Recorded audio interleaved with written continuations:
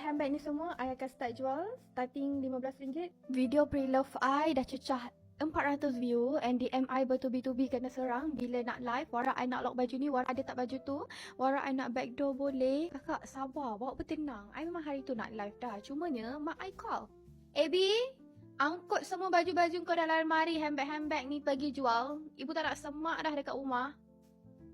Jadi, saya kena pergi balik Johor dan angkut semua baju-baju dan handbag saya balik sini dan baru boleh jual. Tapi sebelum tu, I bukan sahaja buat pre-love baju, I pre-love bag I juga. Also, handbag-handbag ni semua I akan start jual starting RM15, below RM50. Sebenarnya banyak lagi dekat office, dekat rumah my mum. My favorite handbag from Ali Shukri. Bag ni cantik doa tapi I dah tak nak pakai. This one also I tak pakai lagi. Ali Shukri juga. Ali Shukri juga. Wow, Papa. Banyak collection Papa dekat I.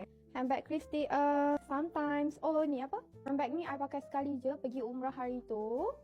Tapi I dah tak nak pakai dah sebab bukan vibe I. Yang ni RM10 je kot I jual. Kita ada Child and Kid. Kalau heels I cantik-cantik lagi, I akan pre-love juga. Semua barang kalau boleh I nak pre-love. Kita nak refresh balik. Handbag, makeup, skincare semua I akan jual dekat IG.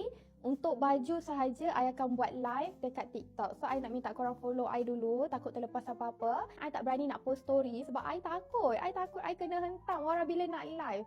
Follow I on Instagram and follow I on TikTok. I akan buat live, pre-love dekat sini juga. So, anything I akan update. Jangan DM minta backdoor, okay?